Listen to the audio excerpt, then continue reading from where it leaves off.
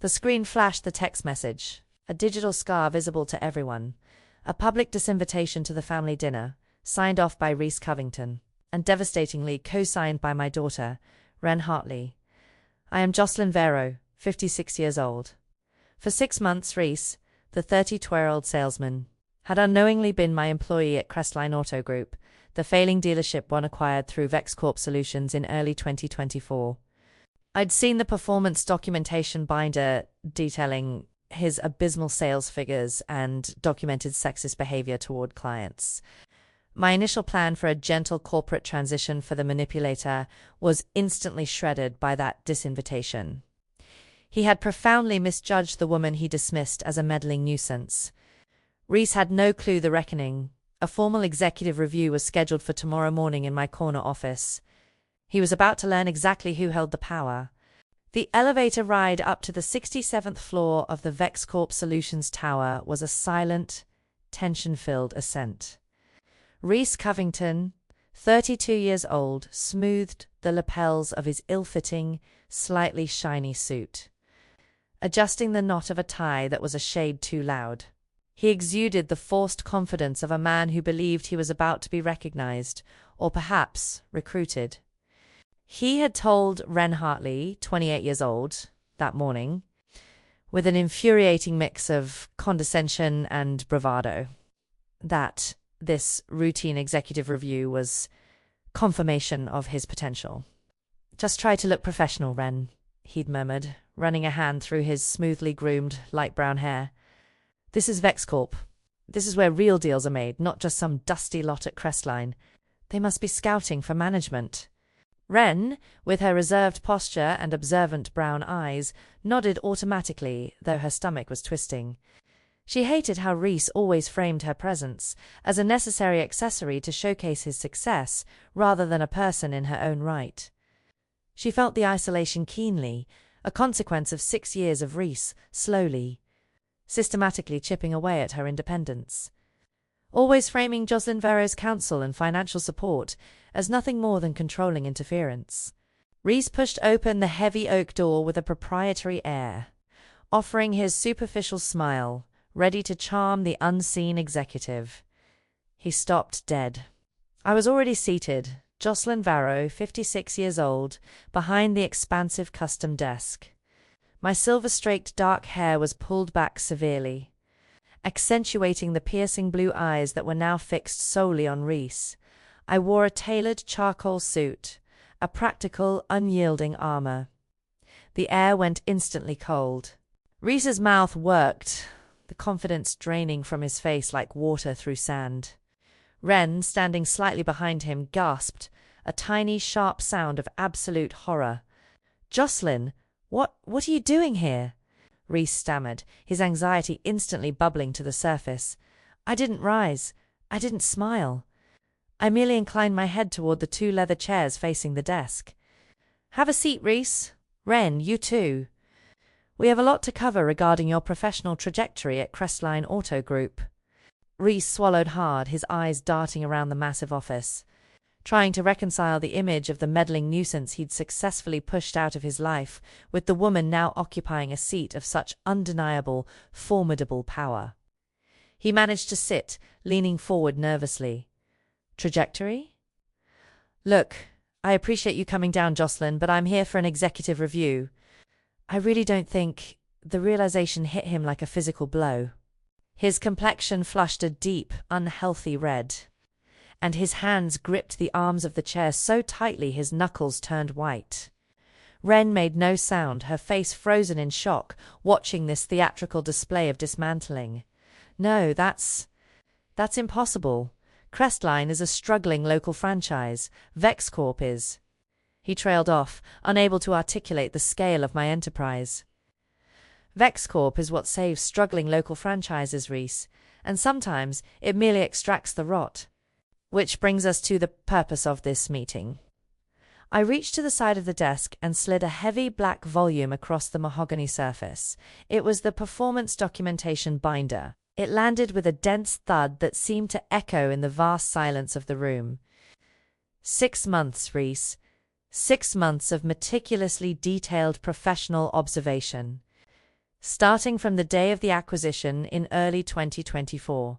You spent that time bragging to Ren about your stellar progress, about how the new management, my management, was finally recognizing your unique talents. I tapped the cover of the binder. This document contains the reality. I opened the binder to the first tab, labeled Sales Metrics, Q1, Q2, 2024. Your sales figures are abysmal, Reese. Not just below average, but consistently at the bottom percentile of the entire sales force. Your closing rate dropped by 18% in May. You attribute this, in your internal memos, to market volatility and difficult customers. I looked up, my expression challenging him to refute it. The market is tough, Jocelyn. Everyone knows that, he pleaded, trying to recapture some footing. The market is tough for incompetent salesmen. Others in the same dealership, selling the exact same inventory, manage to meet or exceed their targets. The problem isn't the market, Reese. It's you. I flipped the page, moving to the second tab, Customer and Colleague Complaints. This section was thicker. This is the more concerning part, Reese. We have 42 documented complaints in 6 months. 21 of those specifically cite inappropriate, unprofessional, or overtly sexist behavior directed toward female clients. I began reading excerpts, my voice a flat, factual drone that stripped the life from his carefully constructed lies. Customer feedback, April 12th. Mr. Covington seemed dismissive when I asked detailed questions about the engine specifications. He kept directing his answers toward my husband, despite the fact that I was the primary buyer, stating that some technical things are just easier for the men to handle. Ren made a tiny, choked sound, covering her mouth with her hand. She stared at the page, then at Reese, then back at me. Another complaint from a colleague, sales manager Sarah Jenkins. May 29th. Reese consistently undermined my authority in team meetings, referring to my directives as emotionally driven and suggesting I should stick to organizing the files. Reese was sweating now, trying desperately to interject, his smooth facade cracking entirely. Those women were oversensitive. It's the dealership culture, everyone jokes around. They just can't take. Stop, I commanded, the single word sharp enough to slice through his frantic defense. The dealership culture is being fundamentally reformed precisely because of people like you.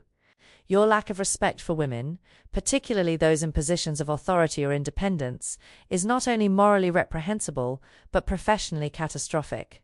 It confirms a profound lack of character which, as an employer, I cannot tolerate.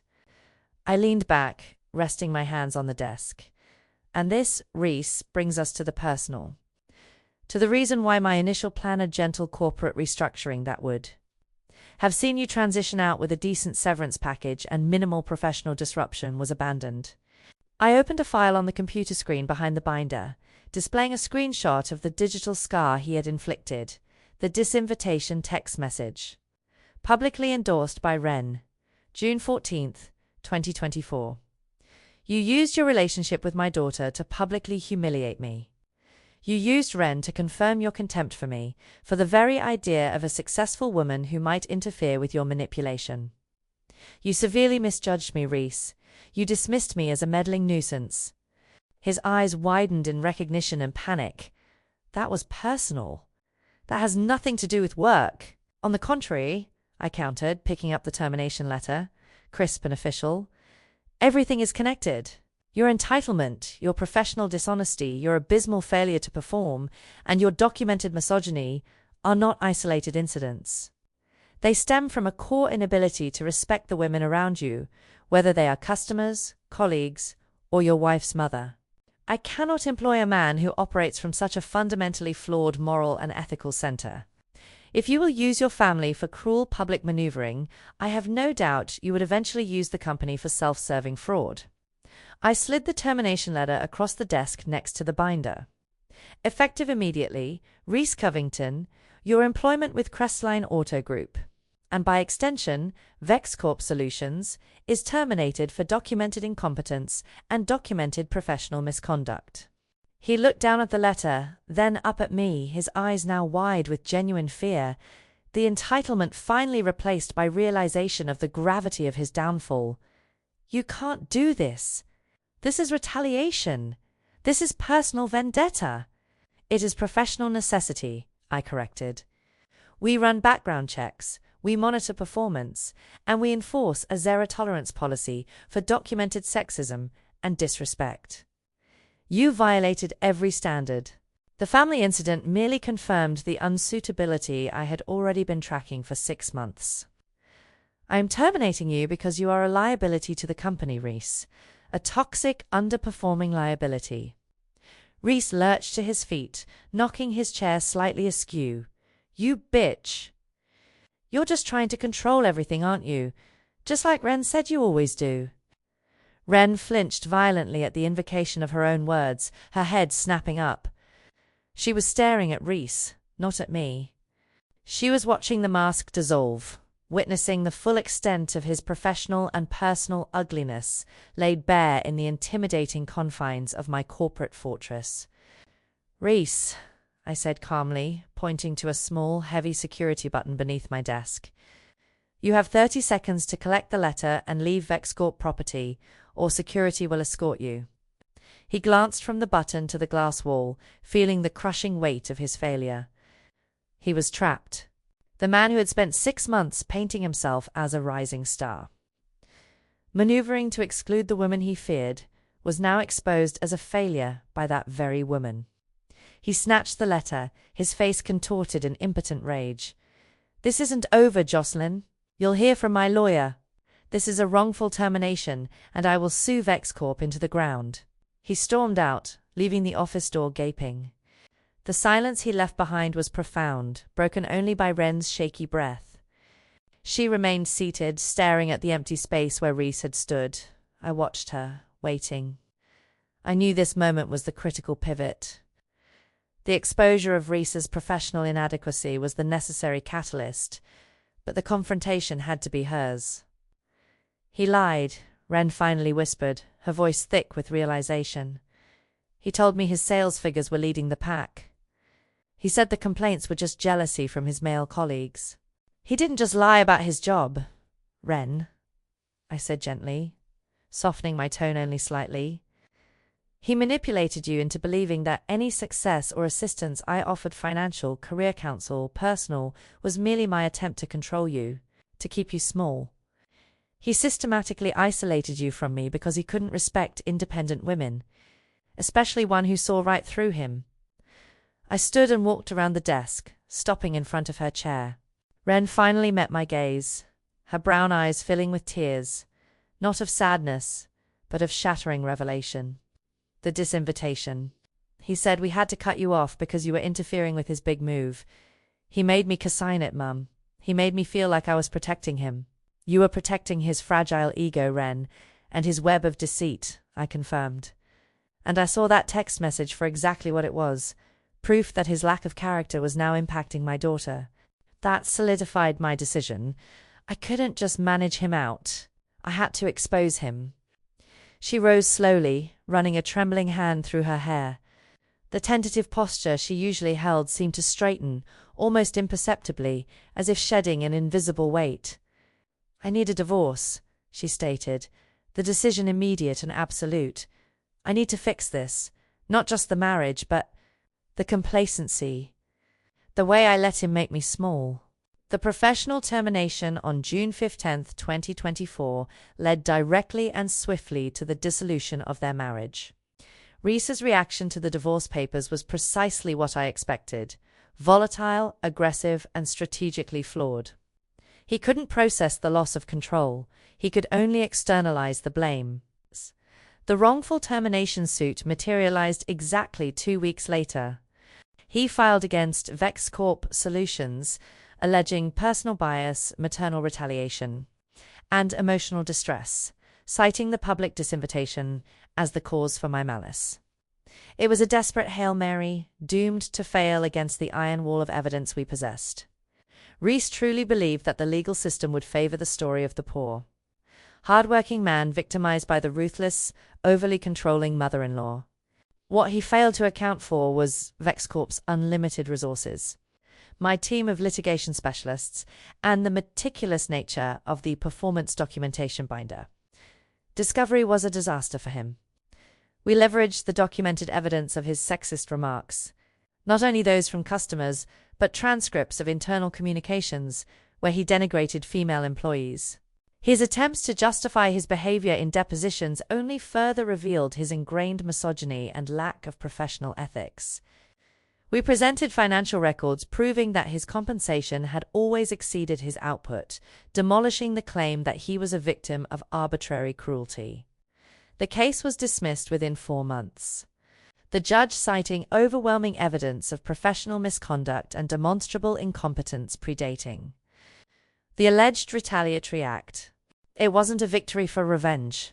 It was a victory for professional accountability. But Reese wasn't finished. Dismissal only fueled his entitlement. His behavior escalated from frivolous litigation to outright harassment. He began a calculated campaign to smear Ren and me, creating anonymous profiles on obscure forums, posting distorted details of our family finances, and even trying to disrupt Ren's immediate attempts to rebuild her professional life. He flooded my corporate email with thinly veiled threats and bombarded Ren's phone with abusive messages. This was the final critical error. We documented every single communication, every threatening post, every attempt at intimidation. VexCorp's legal team transitioned seamlessly from defending a civil suit to filing criminal charges. The evidence of stalking, harassment, and violation of the restraining order Ren obtained was irrefutable. The man who had once been merely an underperforming salesman was now facing real consequences for his lack of character. The legal fallout culminated in a restraining order being made permanent, the wrongful termination suit dismissed with prejudice, and Reese Covington facing criminal charges related to his escalating behavior. He had intended to diminish me. Instead, he had systematically engineered his own complete professional and personal collapse. By 2025, the dust had settled and the landscape had changed entirely. Ren had moved back to the city, taking an apartment near VexCorp. The initial tentativeness I had seen in her was replaced by a sharp, focused determination. She had confronted her own complacency, acknowledging how Reese's manipulation had successfully targeted her self-worth and professional potential. She recognized that her long period of isolation hadn't just been an accident of circumstance. It had been his intentional strategy. She approached me with a proposal. We were in my office at VexCorp Solutions, the same space where the reckoning had taken place, now repurposed as a strategic planning room. "I don't want a handout, Mum," Ren said, leaning over a complex organizational chart. "I want to work. I've spent the last few months analyzing the corporate failure at Crestline, but more importantly, analyzing the human dynamics of how Reese operated. How he used corporate structures and social norms, the ingrained bias against independent women to protect his mediocrity." I listened, silently thrilled. This wasn't the tentative, anxious Ren of 2 years ago. This was a highly perceptive, astute young woman leveraging her painful personal experience into professional mastery. "What would you call this division?" I asked.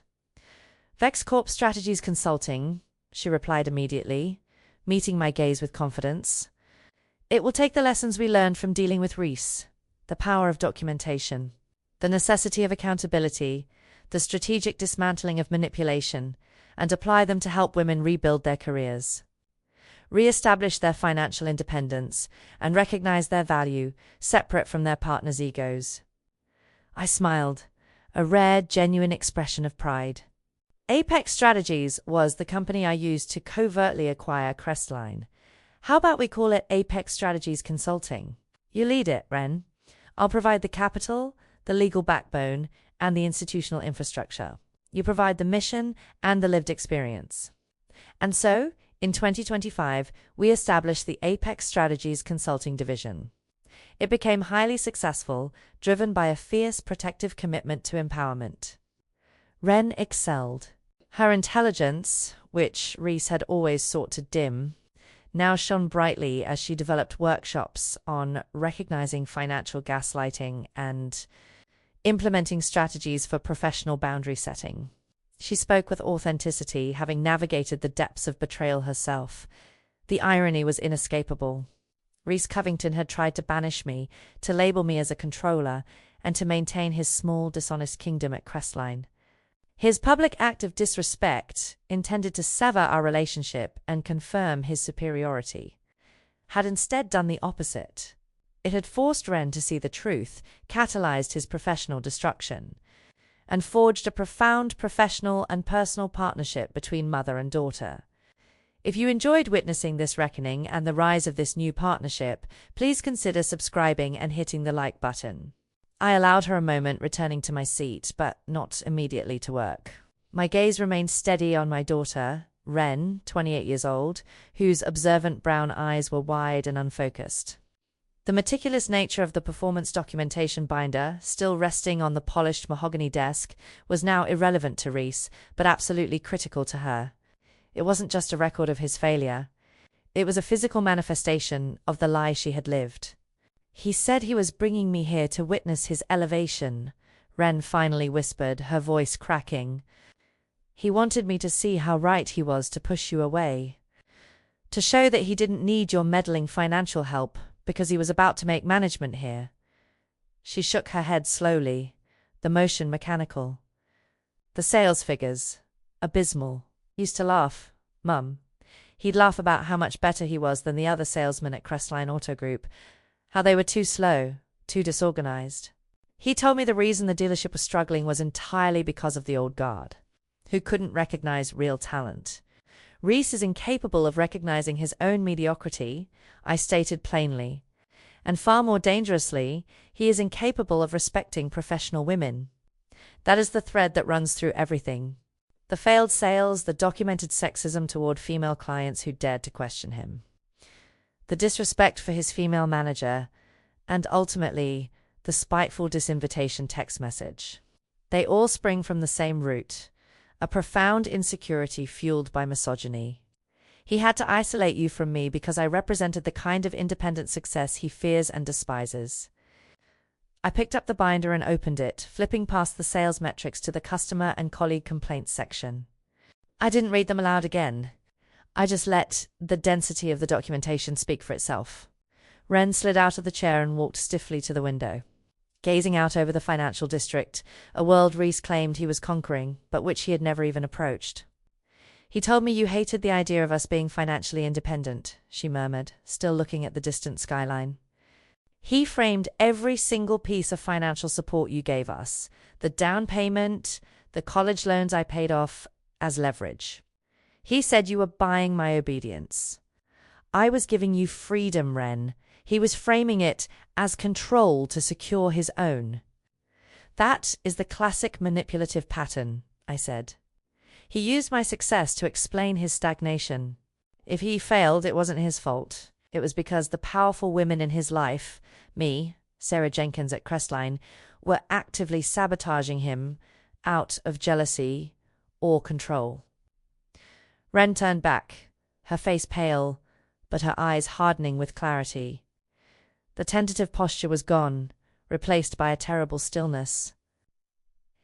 "He made me send that text," she repeated, the memory clearly painful. "He composed it. He waited for me to press send. He stood right there, watching, making sure I publicly cut the tie. He called it a necessary boundary, but it was just cruelty. And it was the tactical mistake that sealed his fate," I affirmed. Until that moment, June 14th, 2024, my plan for Crestline had been a measured, corporate overhaul. Reese would have been given time to find another position, perhaps a small severance. But that act, that deliberate public act of contempt toward me, using you as the weapon, confirmed that his character defect was irreparable, and frankly, dangerous. I decided then that I owed him no gentle transition. I owed him exposure and accountability. "I'm going to divorce him," she announced. The words not a question or a plea for advice, but a hard, solid declaration. I am done being his shield and his accessory. I need him out of my life, out of my space, out of my head. I need to dismantle every single thing he built around me. I nodded, feeling a deep, profound sense of relief that transcended any corporate victory. This was the moment she chose agency over fear. VexCorp's legal team will handle the dissolution pro bono, effective immediately, I said, shifting back into the strategic framework. You will have complete, unassailable protection, Ren. Reese will try to fight you. Not because he loves you, but because he loses control. We will anticipate every move. Reese's reaction to the divorce papers 2 days later was exactly the predictable storm of narcissistic rage and denial we had modeled. He didn't see the end of a marriage. He saw a coordinated personal attack orchestrated by the woman who had already humiliated him professionally. He ignored the settlement offer, which was generous considering his financial non-contributions to the marital assets, and immediately pivoted to legal warfare. The primary theatre of this war was not the divorce court, but the civil suit he filed against VexCorp Solutions. The wrongful termination suit landed on my desk 3 weeks after the reckoning. It was aggressive, riddled with fabrications, and framed entirely around the premise of personal bias and maternal retaliation. Reese, through a desperate second-rate litigation firm, alleged that his firing was purely vindictive, triggered solely by the family disagreement represented by the disinvitation text message. He believes this is a fight between Reese Covington, the hard-working man, and Jocelyn Vero. The controlling matriarch, my lead counsel, Marcus Thorne, observed during our strategy session in VexCorp's war room. We executed a flawless defense strategy centered entirely on the performance documentation binder. We buried his legal team in discovery. We provided not just spreadsheets of his abysmal sales figures consistently betumptia at Crestline Auto Group, but cross-referenced those figures with the internal memos where he attributed his failure to everything but his own incompetence. We demonstrated that the decision to terminate Reese was financially prudent and professionally necessary, entirely independent of the family dispute. The key to our victory lay in the detailed evidence of his documented misogyny. During the discovery phase, VexCorp produced transcripts of emails and internal chat logs painstakingly gathered during the 6 months of monitoring leading up to June 15, 2024, where Reese made openly derogatory comments about female colleagues at Crestline, particularly sales manager Sarah Jenkins. He hadn't realized that the internal network of the struggling local franchise he dismissed as dusty was now managed by VexCorp's state-of-the-art surveillance infrastructure. I remember reading one particular excerpt presented to the judge. An internal chat between Reese and a junior salesman, where he referred to a challenging female client who negotiated a fair price as a bullbuster, who needs a man to tell her what's what. When Reese was called for deposition, he was arrogant and evasive.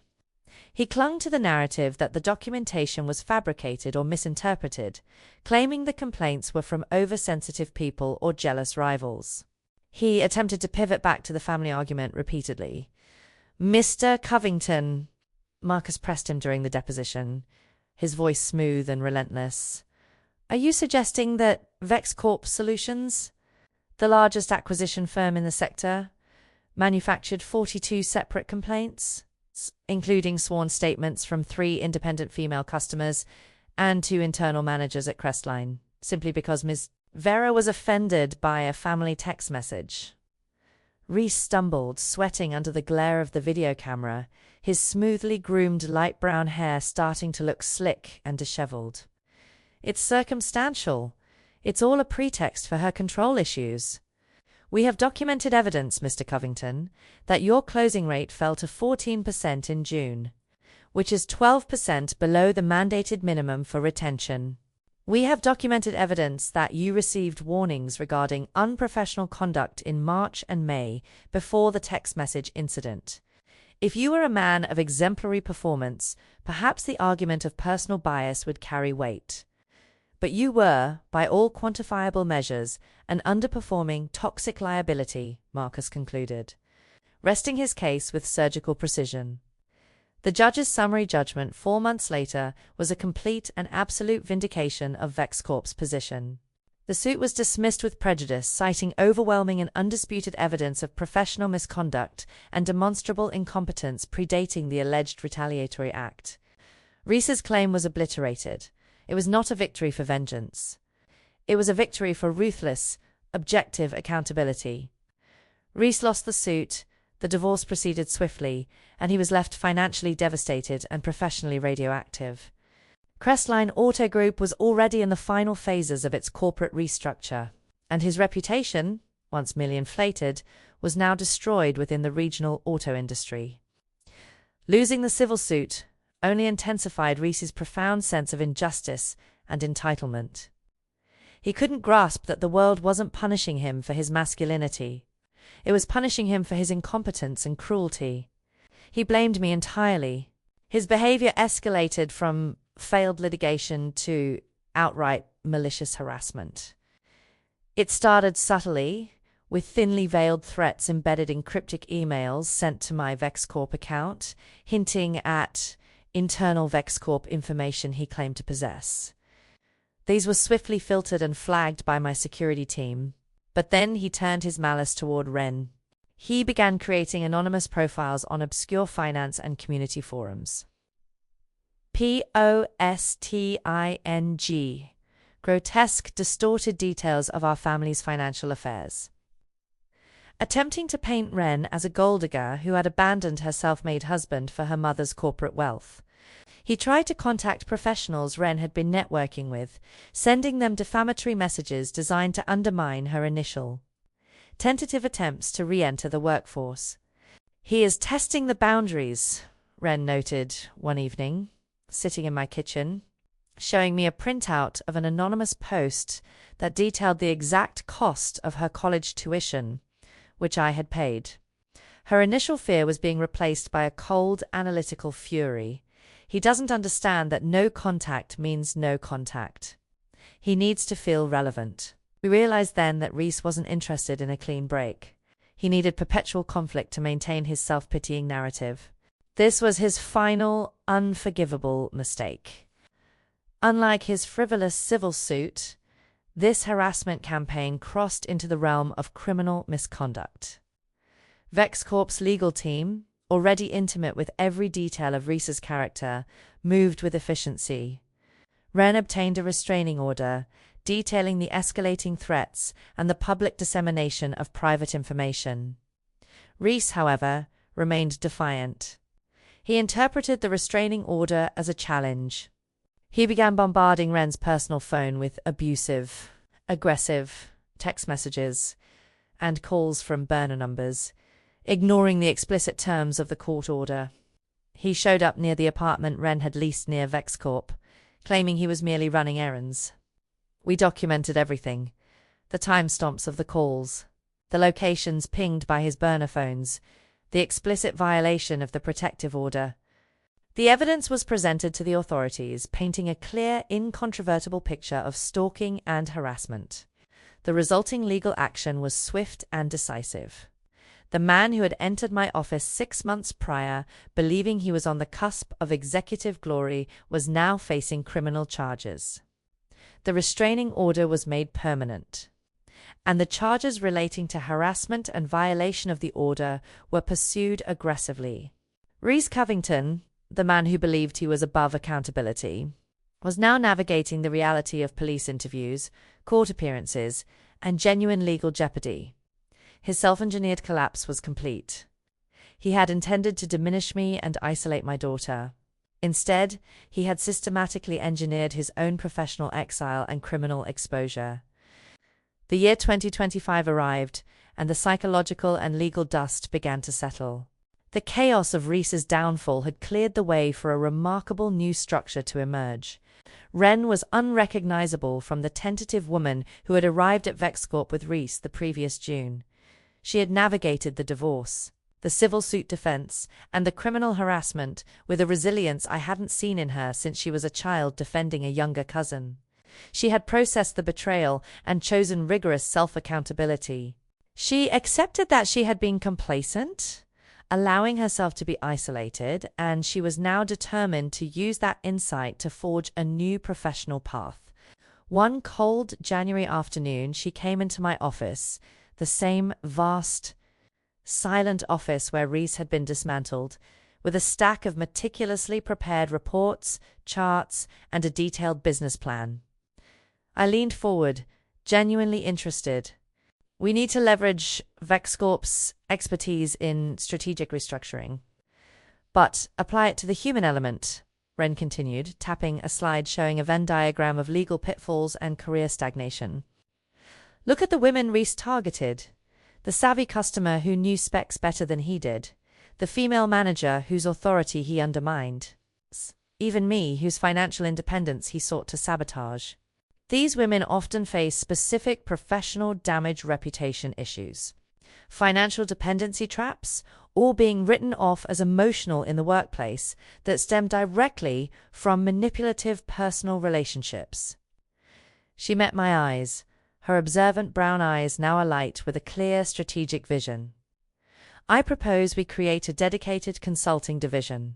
We use the experience of the VexCorp defense, the power of ironclad documentation, strategic risk assessment, and professional accountability, and offer it to women who are rebuilding their careers. After the wreckage of relationships with men like Reese, a division focused on empowering women through strategic career and financial repositioning. I summarized, impressed by the clarity of her thesis. It's timely, necessary, and perfectly aligned with VexCorp's commitment to integrity. Exactly. We can teach them how to recognize financial gaslighting before it ruins them, how to document professional misconduct, how to counter reputation damage caused by a retaliatory ex. It's not therapy, Mum. It's strategic recovery. I can lead it because I lived through the exact manipulative framework we need to dismantle, Wren stated, her confidence absolute. I smiled, a movement that felt almost foreign but completely genuine. Apex Strategies was the company I used to discreetly acquire Crestline. Apex means the summit, the highest point. Apex Strategies Consulting. It has a beautiful ring to it. You don't want a handout, Wren. You want to build an empire out of the rubble he created. You have the capital, the experience, and the drive. The institutional infrastructure is already yours. We formalized the creation of Apex Strategies Consulting that spring. It became VexCorp's most rapidly growing and socially impactful division. Wren's workshops on documentation as defense and reclaiming financial sovereignty were immensely popular. She wasn't just offering advice. She was offering a blueprint for escape and professional ascension, forged in the heat of her own betrayal. Every quarterly report I reviewed for Apex Strategies Consulting, every metric showing how many women Wren's team had successfully helped transition into financial independence, was a testament to this profound irony. Reese had confirmed his unsuitability for employment, and his lack of character had confirmed his unsuitability as a husband. His failure became our foundation. We didn't just win, we leveraged his destruction into a lasting, successful enterprise designed to ensure no other woman would be trapped by a man operating from such a fundamentally flawed, entitled center. It was a complete, clean victory, a masterpiece of strategic maneuvering built from the wreckage of his petty cruelty. If you appreciate stories of strategic triumph built on professional integrity, please consider subscribing and hitting the like button. Jocelyn Varro, 56 years old. A woman whose tailored suits spoke of relentless authority and whose silver-straked dark hair-framed eyes of piercing. Strategic blue watched the financial district lights flicker outside the panoramic window of the VexCorp Solutions corporate headquarters. The date was late October.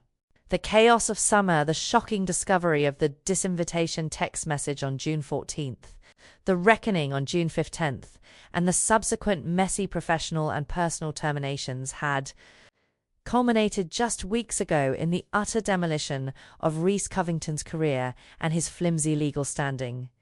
Reese Covington, 32 years old, still believed he was fighting the matriarch, not the system. He believed the dismissal of his wrongful termination suit was simply another proof of my limitless control.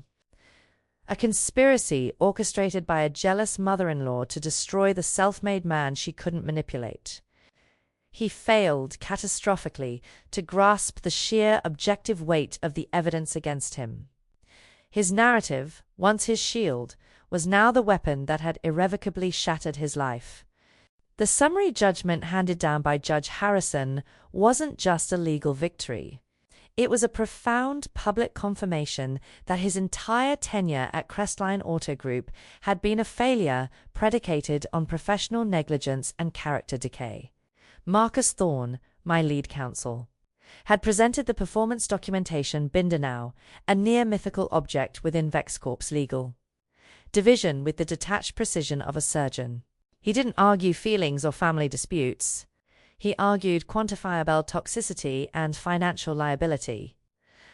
I reviewed the final legal expenditure report for the case. It was exorbitant, but necessary. Every dollar spent was an investment in accountability, both for VexCorp's reputation and, more importantly, for Ren Hartley, 28 years old, whose observant brown eyes now reflected a clarity that had been absent during her years under Reese's isolating influence. The civil suit had failed, leaving Reese professionally radioactive in the regional market. But losing only stoked the engine of his entitlement. For a narcissist, defeat is never evidence of inadequacy. It is only evidence of injustice. His escalation began almost immediately. He couldn't attack VexCorp's legal armor anymore, so he targeted the softer vulnerabilities, my daughter. The first sign was an anonymous email sent to a prominent industry contact. Ren had tentatively reached out regarding a potential marketing internship. The email was highly specific, referencing the exact timing and cost of the student loans I had paid off for Ren years ago. It painted her as a spoiled child reliant on her mother's cash, suggesting she lacked the hunger or drive for real work. "It's the financial gaslighting, Mum, but weaponized," Ren said, showing me the printout, her hands steady. She had moved into a small, furnished apartment on the Upper East Side near my headquarters, a choice she made to reclaim her financial independence. Refusing any substantial housing support, though VexCorp security was omnipresent. He knows those details because he insisted on handling all the family accounts, using my old student portal logins even after I paid them off. He's trying to preemptively poison the well. I looked at the email's header. It was routed through 3 different anonymizing servers, but VexCorp's cybersecurity team was the best in the world. Accustomed to navigating corporate espionage, not petty marital revenge. Trace the source, bypass the servers, and create a full psychological profile of his expected behavior pattern, I instructed my security chief, Richard. He is moving from litigation to malice. We treat this as a sustained corporate-level threat. Reese didn't stop there. He discovered obscure community forums and financial discussion boards, the kind of places where men trade anonymous workplace gripes, and began weaving a grotesque, distorted narrative of his life. He wasn't just defaming Ren. He was detailing supposed confidential family information, creating a caricature of a ruthless, controlling mother me and a materialistic, faithless wife Ren. The posts were designed to inflict maximum social damage, eroding any professional standing Ren hoped to build. He called the settlement agreement hush money paid to a corporate traitor, Ren relayed. Scrolling through one particularly vile thread on a site called Auto Sales Truths.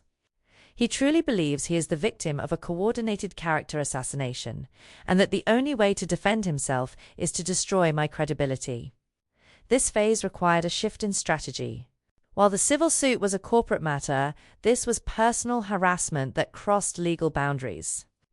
The objective changed from defense to proactive containment and prosecution. "We file for a protective order immediately," I told Marcus. "Not just a no-contact order. A detailed restraining order that prohibits him from disseminating any information regarding Ren or VexCorp on any public or private platform, including social media or forums. We establish the clear legal boundaries he is currently attempting to erase." The initial restraining order was granted swiftly, citing the documented pattern of defamatory behavior and the obvious intent to obstruct Wren's professional development. It explicitly forbade any communication, direct or indirect, and any posting of private information. Reese's response was predictable: immediate, absolute defiance. He took the order not as a boundary, but as a challenge. He must have viewed it as an escalation in a private war, not a serious legal injunction. He started with thinly veiled taunts sent to my personal VexCorp emails that miraculously bypassed the filters for a few hours before Richard locked down the gateway again. They were rambling, paranoid diatribes accusing me of corporate espionage and implying I had stolen Crestline Auto Group specifically to ruin his life. "You think you're untouchable, Vero," one read. "I know what you did at Crestline. You bought a dealership just to play guard. That's sick. And you'll pay for forcing Wren to abandon me." I simply forwarded the email to Marcus with the note, "Violation 1. But then, his malice focused solely on Wren again, and his tactics grew physically aggressive. Wren's new apartment was on the corner of East 61st Street and Lexington Avenue. It was central, busy, and theoretically secure. Reese, using burner phones purchased in different boroughs, began bombarding her personal mobile with aggressive, unscheduled calls. He never left voicemails initially, but the frequency was disturbing. 3, 5, 7 calls a day, all from rotating numbers that traced back to disposable prepaid carriers. When she blocked the numbers, the texts began. They weren't overtly threatening at first, but highly coercive. "We need to talk. You can't let your mother dictate your life, Wren. We built a life. I need my keys back. Don't ignore me. I see your lights are on. Don't hide. This is childish. I just want to understand." That last text, referencing the lights being on, sent a shiver through Wren. It suggested physical proximity. "He knows exactly where I live, Mum," Wren confirmed, sitting across from me in my office the next afternoon. She looked exhausted, but her determination was solidifying into cold resolve. He was never subtle about his stalking tendencies when we were dating, but he framed it as caring or being protective. Now it's just frightening. We immediately reviewed the geolocation data associated with the burner phone that sent the text. Richard's team, working with local law enforcement contacts who were now fully engaged due to the severity of the protective order violation, confirmed the location pinged directly to a coffee shop 2 blocks from Wren's building at the time the text was sent. "He is physically placing himself in violation of the distance clause of the restraining order," Marcus stated, reviewing the documents. "This elevates the civil violation to a potentially criminal offense: stalking and harassment." The full weight of VexCorp's resources was now brought to bear on Reese's reckless behavior. We weren't just defending a firing, we were prosecuting a sustained pattern of psychological and physical harassment. The key was establishing intent and continuity. Reese was operating under the delusion that since he wasn't physically attacking Wren, and since the police usually treat these incidents as domestic squabbles, he was safe. He underestimated the meticulousness of a $12 billion corporation that had just spent 6 months documenting his failure to sell cars. Documenting his violations of a protective order was infinitely simpler. The breaking point came 2 weeks later. Reese, emboldened by the lack of immediate physical arrest, pushed his luck too far. He showed up directly across the street from Wren's apartment complex on a Tuesday morning, claiming later that he was waiting for a bus. There was no bus route there. Wren, leaving for a meeting, spotted him immediately. He was standing casually, but his eyes were fixed on her door. Wren, trained by VexCorp security to handle such encounters, didn't approach or engage. She simply walked straight to the waiting VexCorp car, made a call to Richard, and documented his presence via the dashcam footage, which captured his clear, unmistakable figure, loitering and watching. That footage, combined with the dossier of burner phone texts and geolocation data, was the final piece of the puzzle. Marcus presented the evidence to the district attorney's office. The argument was airtight. Reese Covington had engaged in escalating, sustained and deliberate violations of a judicial protective order, demonstrating a clear disregard for the law and a persistent intent to harass and intimidate his ex-wife. The resulting legal action was fast and final. Reese was served with a summons for criminal charges related to stalking and violation of a protective order. The difference between the civil suit and the criminal charges was profound. In the civil suit, he had only lost money and reputation. Now, he faced potential jail time and the permanent stain of a criminal record. When he was booked, a process VexCorp's security team ensured was fully documented and leaked strategically to relevant industry contacts. The smooth grooming was gone. The narcissistic anxiety I had only glimpsed during the reckoning had fully broken him. He was frantic, shouting about the conspiracy, completely unable to process that his actions had consequences outside of his victimly-driven narrative. His self-engineered collapse was complete. He had believed he was dismantling my influence. Instead, he had given VexCorp and me the objective justification necessary to remove him not just from the company, but entirely from Wren's life, utilizing the full punitive power of the state. The man who scoffed at female authority was now subject to the immutable authority of the courts. The transition from the legal battlefield to professional rebuilding was not instantaneous, but it was decisive. By the beginning of 2025, the criminal proceedings were underway, and Reese was largely neutralized, caught in the slow, grinding machinery of the legal system. The noise was gone. The quiet that descended was fertile. Wren had spent the entire period of legal conflict not hiding but studying. She was present for every strategy session, listening to Marcus detail the intricacies of the discovery process, the use of documentation to refute conjecture, and the psychological modeling VexCorp used to predict Reese's next irrational move. She learned that the power of VexCorp was not just money, it was process. It was the ruthless efficiency of objective data overwhelming emotional bias. One mid-January morning, she walked into my office. The tailoring of her suit was still a bit new, a bit stiff, but her demeanor was anything but. She carried a thick, professionally bound document, the kind of polished proposal that usually only crossed my desk from high-level M&A teams. "I've been speaking with the transition team that handled the Crestline restructuring," Wren began, placing the proposal on the desk. She didn't wait for an invitation to sit. She simply took the chair opposite me, the chair where Reese had sat expecting his promotion. I realized the real failure at Crestline wasn't just Reese's inability to sell cars, she continued, her voice measured, devoid of emotional baggage, only analysis. It was the environment that enables mediocrity and actively suppresses competence. Especially female competence. Think about Sarah Jenkins, the sales manager Reese constantly undermined. Think about the female clients he insulted. Think about me. I nodded, gesturing for her to proceed. This was not a plea for a job, it was a professional pitch. VexCorp excels at dismantling corporate dysfunction, she stated. But we need to apply that expertise to the personal and career wreckage left behind by manipulative, entitled relationships. My experience wasn't unique.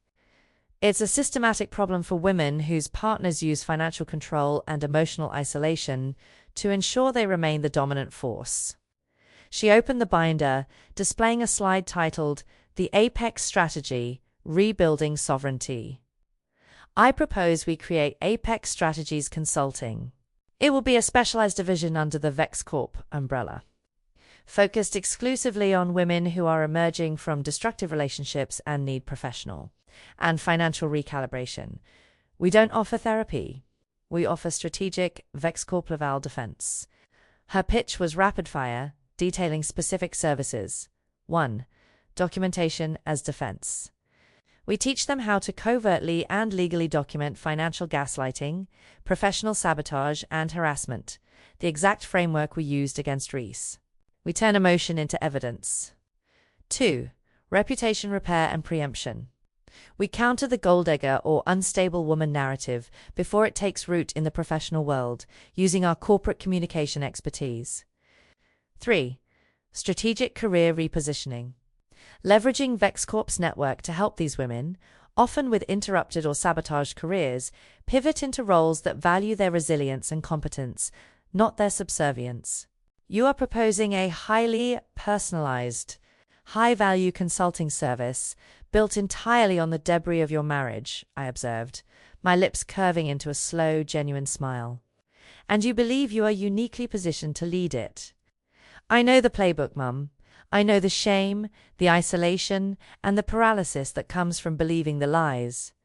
I was the victim who accidentally became the central figure in a corporate and legal masterpiece of accountability.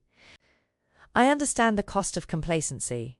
That is my capital, Wren asserted, her brown eyes burning with the focus of a true entrepreneur. Apex Strategies, I repeated, remembering the investment vehicle I had used to covertly acquire Crestline. The irony was exquisite. The tool used to dismantle Reese's career would now be the namesake of the division dedicated to ensuring women like Wren ascended past men like him. It speaks of the summit. I agree. This is necessary, profitable, and entirely aligned with our core philosophy: objective accountability, regardless of personal narrative. We shook hands across the vast mahogany desk, the very surface where the performance documentation binder had lain 6 months prior.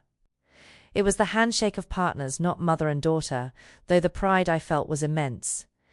Reese Covington, meanwhile, remained entangled in his criminal proceedings. His final appeal in the civil case was denied. His life was not merely stagnant, it was actively shrinking, defined by his inability to accept that his failure stemmed from his own deficient character, not my interference. He had attempted to use the disinvitation text message to publicly diminish me, to isolate my daughter, and to secure his inflated position. Instead, he had provided the final, undeniable proof that he was unfit for employment, unfit for marriage, and ultimately unfit to operate outside the boundaries of the law. His attempt at professional destruction had catalyzed the most powerful and meaningful partnership of my life. The deepest betrayals sometimes are the very foundation upon which truly formidable empires are built. We didn't just survive his cruelty, we leveraged it into lasting triumph. If you appreciate stories of strategic triumph built on ruthless accountability and professional integrity, please consider subscribing and hitting the like button.